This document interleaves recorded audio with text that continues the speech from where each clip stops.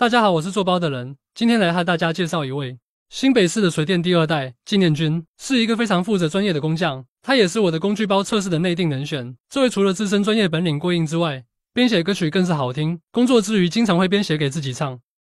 这也是一种自我调节与舒缓压力。每天除了拼命干活，几乎没有休息时间都几乎奉献在家庭与工作之中，有时候地方太远也会驻守工地。这是因为我的产品比较特殊，与音乐有关，经由朋友介绍才认识纪念君测试我产品，他给我很多修改建议，让我产品越来越完善，也因此我常常去他工地拜访，才知道他除了是水电高手还是音乐大师，才知道为何我朋友介绍他给我认识，也才知道水电师真的是很辛苦的工作。有幸这次请纪念君帮我谱曲一首，请大家欣赏。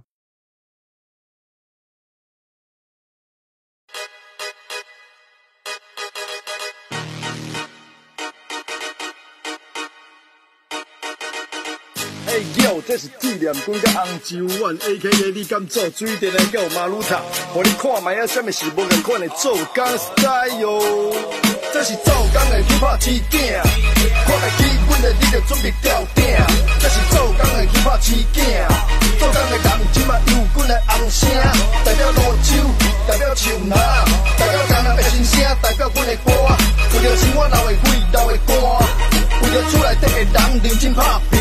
开始甲我创落桥，准备见到跳礁，这卡马路塔，起码要挂去恁兜，看阮陪你种地，音乐大声甲我吹咧，阮的功夫一定一个台湾式的，毋是水货，咱底下落一卡尼多，互你功夫好吹，平时甲人做人共款，卡若是地，阮的手路甲风格歹势，无通比价，老一辈精神拢嘛装伫阮的骨髓。你的招太少，根本没有我的调，我的烧在跑，水电来精神爆，你的工具小，不够马路插着好，不够马路插着好，你到底知不知道？我是爱好，我头嘛爱巧，脚路我好势，头壳随时拢爱变巧，想要进步，免甲去互师傅干掉，即马剩阮一间鸟，顶一代的叫啥？应该背后阮徛伫小亭中远行，拄着啥物拖的工课，阮拢无咧行，阮即马当咧起步，带你来搬山。